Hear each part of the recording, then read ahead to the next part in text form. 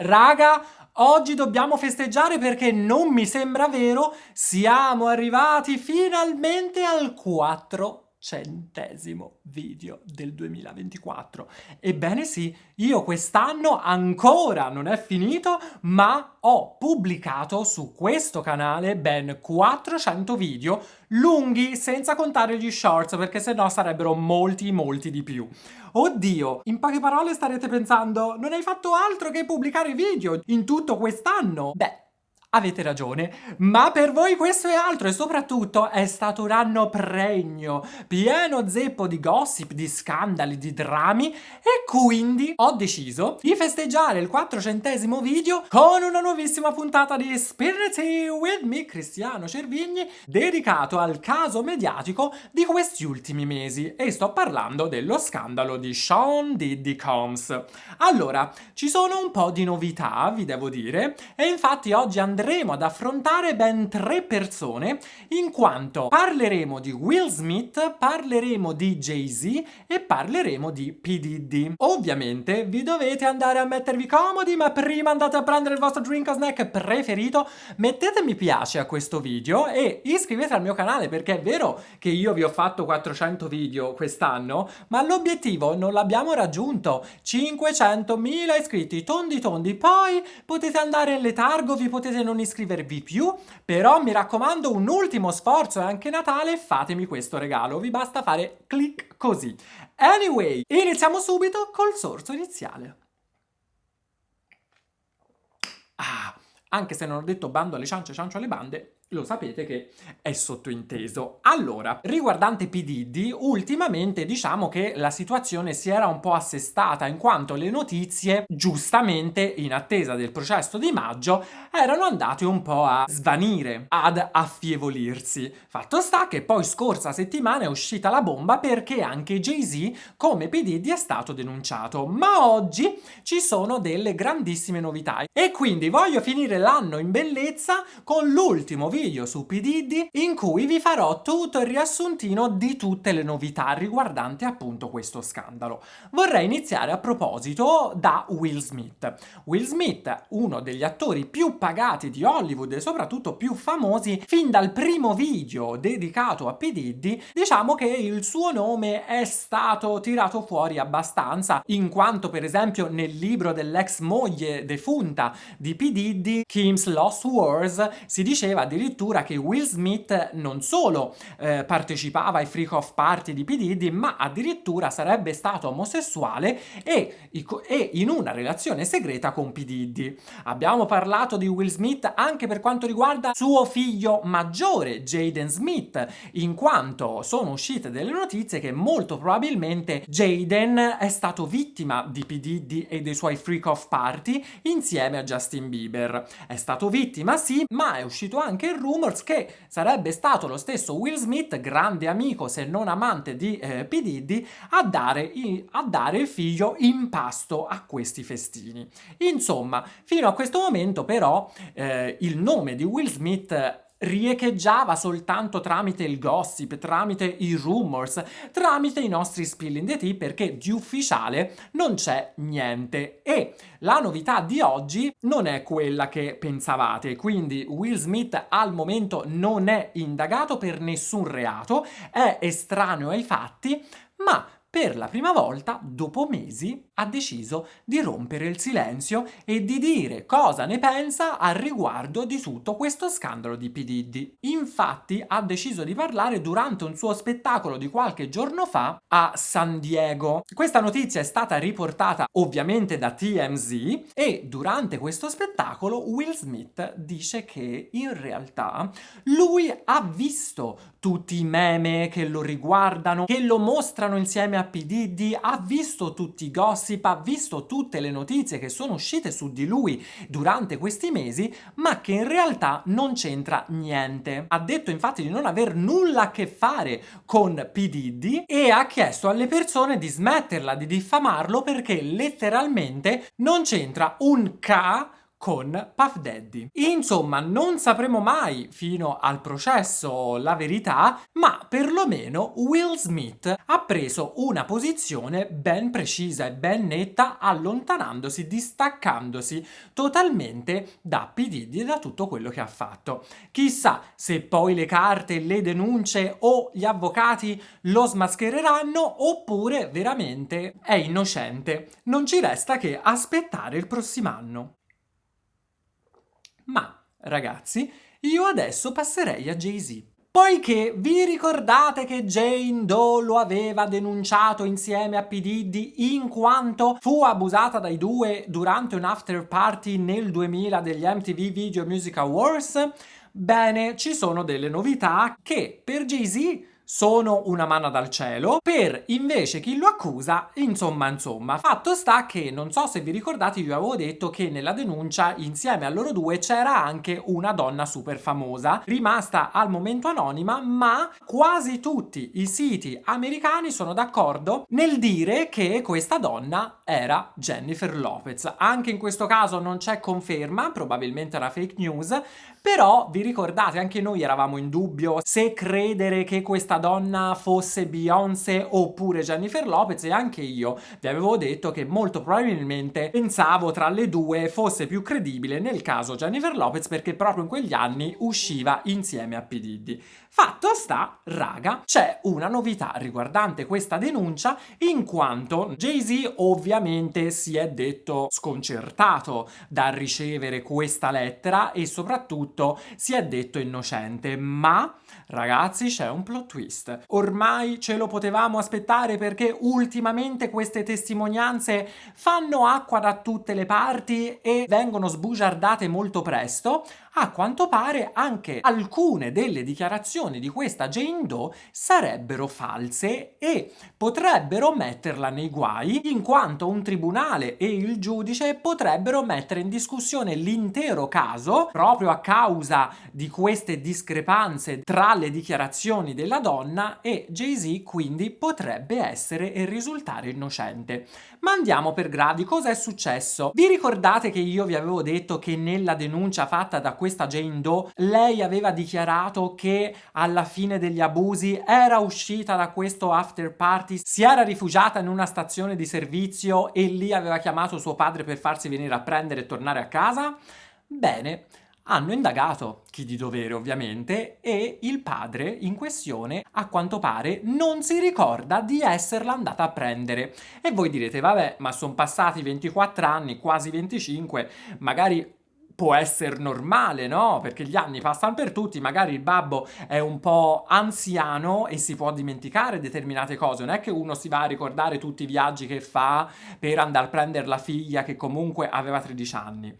Beh, c'è un piccolo particolare. La casa dell'epoca dei genitori di questa Jane Doe si trovava a 5 ore di macchina da New York, e quindi sembra un po' strano che il padre della vittima si sia dimenticato di questo fatto, che nel bel mezzo della notte riceve una telefonata da sua figlia e gli tocca fare poi 5 ore di macchina per andarla a prendere e poi altre 5 per tornare. Questa è la prima discrepanza. La seconda cosa falsa che la donna avrebbe dichiarato è il fatto che lei durante questo party avrebbe incontrato e avrebbe parlato con i Good Charlotte. I Good Charlotte erano un gruppo punk rock pop, diciamo, molto in voga nei primi anni 2000, formato dai due fratelli, che non mi ricordo come si chiamano, ma ragazzi, voi direte, quindi, beh, che è successo? Bene, loro, a quanto pare, non potevano essere presenti a questa festa e nemmeno ai Video Music Awards del 2000, poiché in quel periodo erano in un tour e quindi dall'altra parte del paese. Terza incongruenza, la stessa Jane Doe, ragazzi, ha ammesso di aver sbagliato a riconoscere qualche nome delle celebrità presenti durante quella festa. Dice inoltre che molto probabilmente si è confusa anche con altri particolari del racconto, ma che ad ogni modo questo abuso c'è stato e i colpevoli erano Jay-Z e P. Diddy. Allora raga, capite che la situazione si fa un po' non imbarazzante ma difficile, perché un giudice deve analizzare tutto quello che ha come prova, sia contro e sia pro. Se te, vittima, mi fai un racconto dettagliato con delle accuse super gravi riguardante una o più persone, capisci che se nel tuo racconto io scopro tramite prove e tramite verifiche che molte delle cose che dici non possono essere vere, o magari delle persone di cui tu hai fatto il nome, come per esempio tuo padre, dice di non ricordare quell'evento, capisci che si va via via a sgretolare un po' la veridicità di tutto questo racconto, e quindi gli avvocati di Jay-Z vogliono giocare proprio su questo fatto e quindi mettere in dubbio la veridicità del racconto della donna e quindi scagionare del tutto il loro assistito, che è Jay-Z. È per questo motivo che Jay-Z molto probabilmente potrebbe farla franca. Tra le altre cose, vi ricordate l'avvocato che rappresenta la vittima Jane Doe in questione? È Tony Buzbee, ok? Che oltre a rappresentare lei, rappresenterà anche oltre 100 vittime contro P. Diddy. Bene, Jay-Z, oltre ad aver fatto dichiarazioni poco carine verso questo avvocato del Texas, avrebbe anche agito di conseguenza denunciando Tony Buzbee per ritorsione, in quanto, secondo i legali di Jay-Z, Tony Buzbee spingerebbe anche con la forza delle persone a fare false accuse contro di lui ed altre persone importanti in vista e soprattutto ricche, per prendergli i soldi, e probabilmente inizierà anche un caso mediatico riguardante questa cosa, anche perché vi ricordo, su Tony Buzbee, per quanto riguarda il caso contro P. Diddy, noi abbiamo molte speranze, dato che rappresenta più di 100 vittime. Se iniziano piano piano a distruggere i racconti delle false vittime e si viene a sapere che sono tutte rappresentate da lui, magari anche le vere vittime verranno messe in discussione e quindi il tutto andrà a finire a tarallucce e vino. Io non so se dietro ci sono delle mazzette, chissà che cavolo sta succedendo dietro le quinte. Fatto sta che la notizia ufficiale è che Jay-Z ha denunciato per ritorsione Tony Buzbee e quindi ne vedremo delle belle. Ma non è finita qua, perché Jay-Z stesso, che in questi giorni si è presentato insieme a Beyoncé e a loro figlia all'anteprima del film Disney Mufasa, come se non fosse successo niente, e anche questo ha scatenato un po' di polemiche, in realtà avrebbe anche parlato per la primissima volta contro P. Diddy, dicendo delle osse: ragazzi, allora io fino a questo momento posso anche dargli ragione, perché comunque le prove bisogna analizzarle e bisogna dare atto a quello che esce, ok?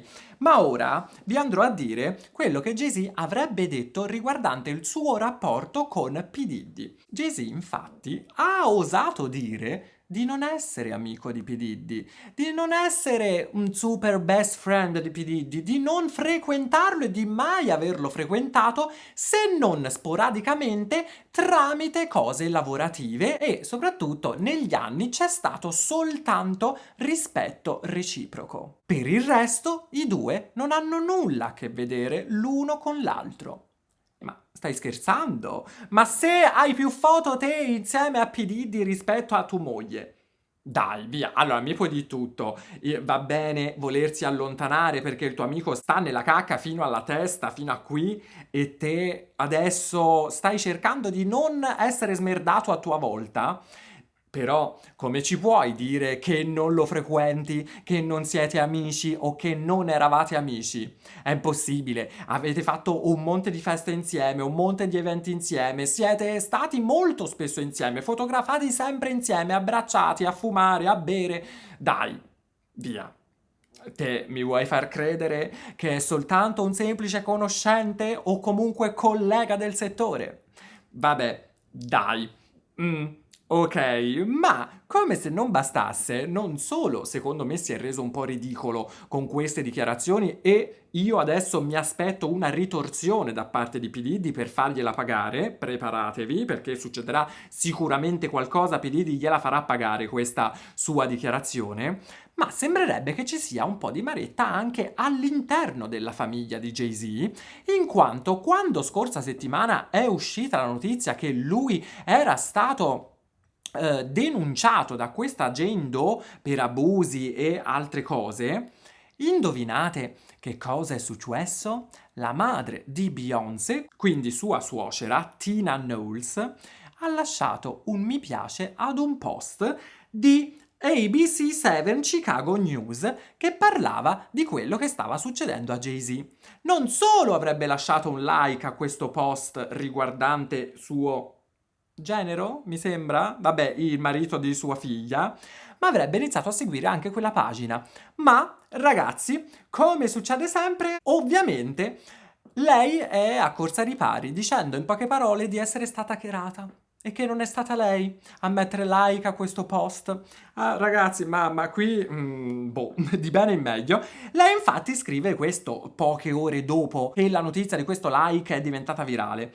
Come tutti sapete, non gioco con la mia famiglia, quindi se vedi qualcosa di insolito da parte mia, sappi che non sono io. Allora te mi vuoi dire che in 10 minuti, se ti hanno hackerato il profilo, ti hanno fatto mettere like a questo post contro il marito di tua figlia, ti hanno fatto seguire quella pagina, però poi dopo sono stati così magnanimi che ti hanno ridato il profilo perché così te qualche ora dopo potevi scrivere di essere stata hackerata. E soprattutto sei stata hackerata soltanto per mettere quel like e non ha fatto nient'altro di strano? Va bene, potevi secondo me dire... È vero è vero che ha una certa età, appunto, ti potevo credere molto di più se tu in una storia tu avessi scritto guardate, stavo leggendo le notizie che riguardavano la mia famiglia, mentre scrollavo mi è partito il like e poi l'ho subito tolto, ho sbagliato. Lì ci potevo credere perché succede a tutti, anche quando vai a stalkerare le persone e per sbaglio che vuoi cambiare foto invece metti like a una foto del 2015. Ok, lì vorresti sotterrarti, ma non vai a dire che sei stata hackerata. Boh, va bene, ma ragazzi, vi sembra finita qui? No, perché Jay-Z in questo momento, ok, forse potrebbe essere libero dallo scandalo, dal primo scandalo per abusi che lo accomuna a P. Diddy, ma è successa un'altra cosa, in quanto ci sarebbe un suo figlio illegittimo, avuto circa 20 anni fa, che Jay-Z si rifiuterebbe di riconoscere, che sta venendo allo scoperto perché vuole essere riconosciuto, quantomeno penso che voglia dei soldi arretrati, ok? Ma perché lui all'epoca non lo riconobbe? Ragazzi, allora non lo riconobbe perché in quegli anni lui aveva 22 anni e la madre di questo figlio illegittimo avuto con Jay-Z era minorenne e aveva su per giù 15-16 anni. E quindi in America è una cosa bruttissima, anche se comunque 15-22 c'è un gap generazionale, però qui in Italia per esempio è già più accettabile una cosa del genere. In America proprio no, perché se sei minorenne e puoi avere 15, 16, 17 anni, no, sei ancora un bambino e se hai più di 20 anni e ti metti con un minorenne, vuol dire che c'è qualcosa che non va, ok? E hai un problema. Ci sono addirittura delle testimonianze di ex compagni di scuola di questa ragazza che tutti dichiarano che Jay-Z per qualche mese passava a prendere questa ragazza, all'epoca vi ricordo quindicenne, all'uscita da scuola. Ora, non si sa come finirà anche questa cosa, non si sa se anche questa cosa finirà a taralluce e vino, non si sa se lo pagherà profumatamente per star zitto e rimanere nell'ombra. Però, raga, è proprio vero che quando esce il tuo nome per una cosa, allora poi casualmente e magicamente esce di tutto e di più e tutti si fanno avanti per cercare un po' di fartela pagare. Ovviamente il 2024 è finito, ma abbiamo ancora un nuovo anno da passare insieme, quindi nel caso in cui anche questo scandalo, anche questi scandali riguardanti Jay-Z continueranno. Nel caso in cui ci dovesse essere qualche aggiornamento, ragazzi, contate su di me. Però vi dovete iscrivere. E adesso parliamo di P. Diddy, finalmente. L'ultimo della triade di oggi.